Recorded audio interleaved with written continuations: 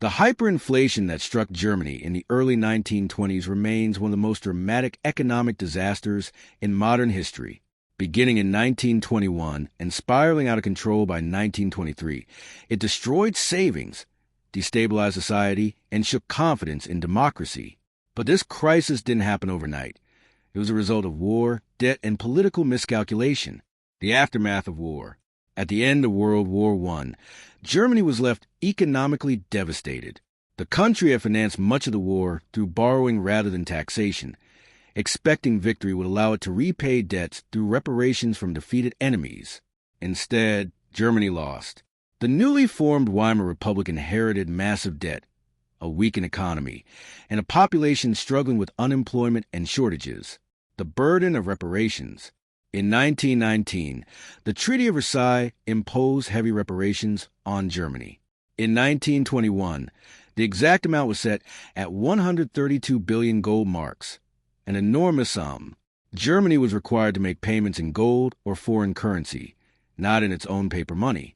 This created a serious problem. Germany needed foreign currency, but it had limited exports and a weak economy, so it began printing more money to buy foreign currency. This decision would prove disastrous. Printing money, the beginning of inflation. To meet its obligations and cover internal expenses, the German government printed large amounts of paper marks.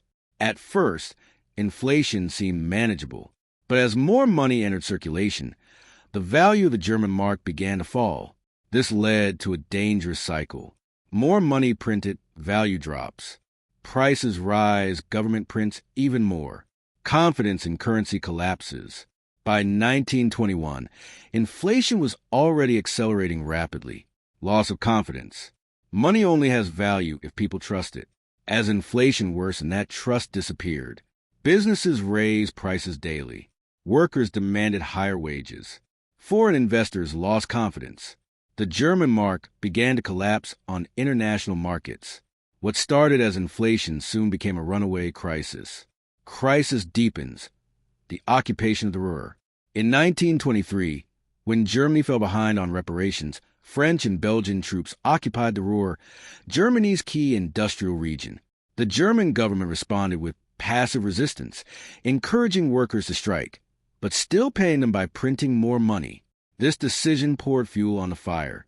Production stopped. Government spending exploded. Money printing skyrocketed. Hyperinflation reached its peak. Life during hyperinflation. By late 1923, the situation had become surreal. Prices doubled in hours. People carried money in wheelbarrows. Savings became worthless. Workers were paid several times a day just to keep up. Basic goods like bread cost billions of marks. The middle class, in particular, was devastated. Why it started in 1921. While hyperinflation peaked in 1923, its roots clearly trace back to 1921.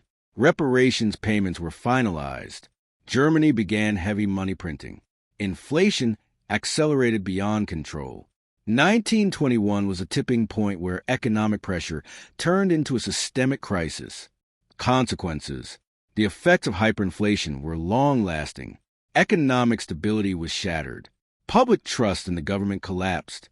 Political extremism gained support.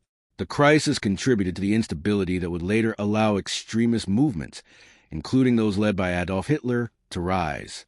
Germany's hyperinflation was not caused by a single event, but by a chain reaction. War debt, harsh reparations, reckless money printing, and political decisions made under pressure.